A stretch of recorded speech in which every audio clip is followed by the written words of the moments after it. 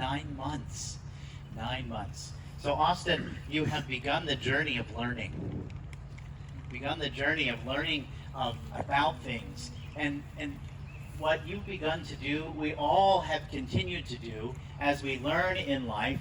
We compare things, right? And so, and we compare that, oh, that's really small, to something that, oh, that's really big, right? And so we move through life doing these comparisons. Oh, that's this way, or that's that way. Oh, it's in front of me, or it's behind me. So we do all of these comparisons. And so we say, well, he's taller than she, or she's way much more beautiful than he, right? So we do all of these things, and we make these comparisons continuously. And so we that's how we move through the world. And so when you first meet somebody for the first time, we immediately start doing that. How tall are they? How small are they? We may not think that, but we start sizing them up, right? And what are they bringing to the table? What are they bringing to the story?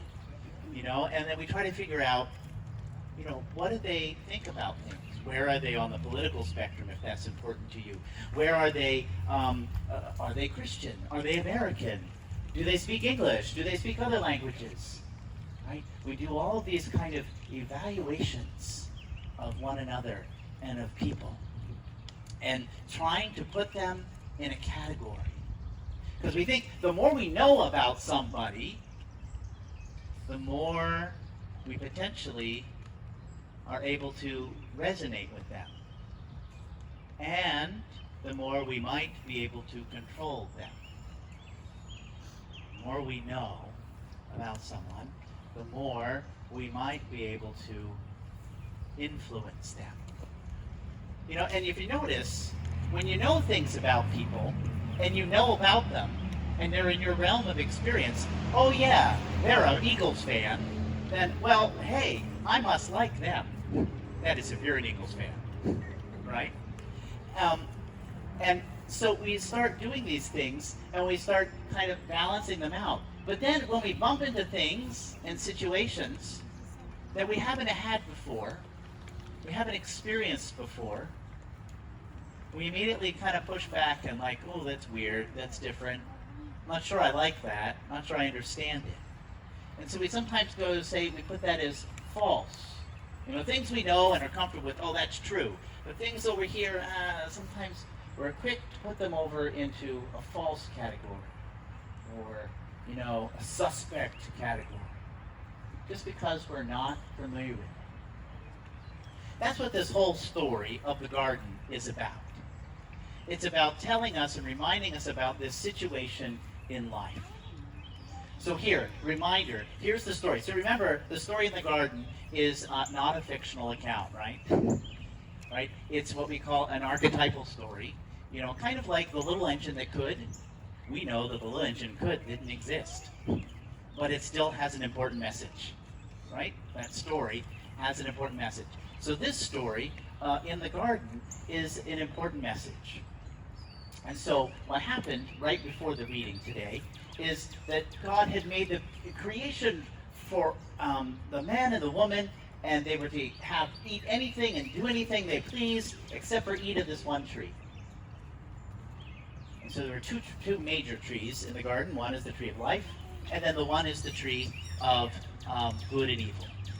And so we're told not to eat of that tree. The good and evil. Tall, small, opposites, duals, right?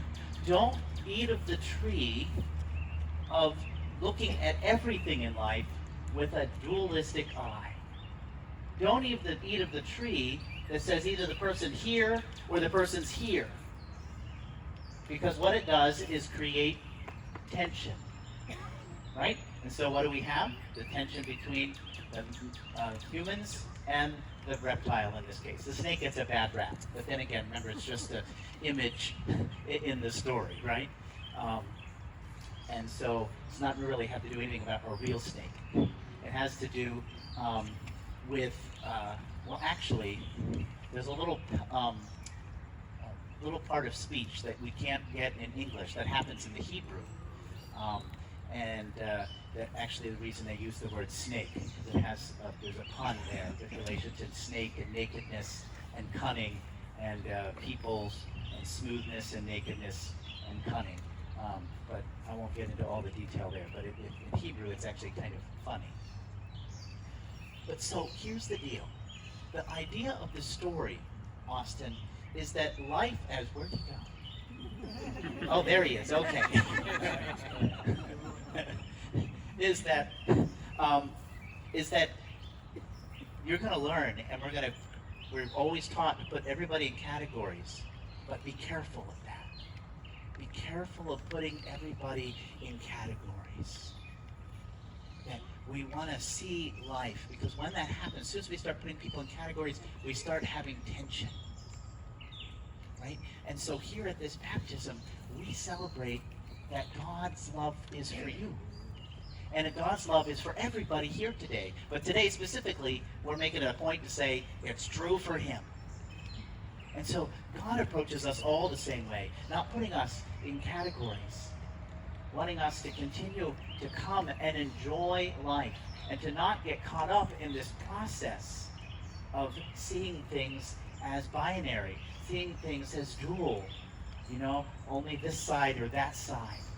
As soon as we do that, we erect barriers, we erect walls between us, and it makes it difficult for love, for us to hit the target of love, which is what life is about, expressing more and more love. So, Austin, this is for all of us too, but as you continue to grow, you continue to explore, please remember that you will see tall people and you will see short people. But most of us are in between. Most of us, the wide range of us, are in the middle. And so may we continue, as we move through life, to think about everyone we see, rather than saying, oh, they said this statement, they must be part of this group or this thing or whatever. That's not all of who they are. Right? And so can we see them and try to embrace them for all of their pieces? Because if we were to cut people, good people and bad people, there's no such thing. Everybody has good and everybody has bad. We'd have to cut all of ourselves into pieces. And so let us continue to look. And so watch your thoughts. Watch how you move through the day. And what are you thinking about the people that you encounter? And how are you putting them in categories? And when you notice yourself doing that, say, oh, let me not do that. Let me come back and just encounter them as a loving being in this moment. So this is exactly what what happened to Jesus in the gospel lesson. Jesus was preaching, and the things he was saying and the things he was doing didn't fit the normal categories. And so all of his family, or some of his family, and the religious leaders put him all over here. Said, oh, he must be related to the evil one. Right? And so they fell right into the sin of the garden, of this duality thing. And rather than see what gift is he actually bringing to all of us. And so we celebrate this day for you, Austin. The gift that God brings for all of us is that we all belong.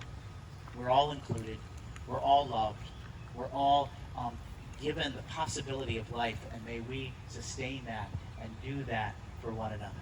And that's kind of what we've been doing here at Prince of Peace throughout this pandemic this last year, is trying to make every decision, a good, bad, in the effort to do what is best for the life of everybody. And so that's why we're kind of inching our way forward and out of this. And some want it faster, some want it slower, but doing what we think we can, trying to take the middle way, the middle road. And so we're celebrating with you today. And may you join us in this lifelong journey of trying to walk the middle way of God's love. Thanks be to God. Amen.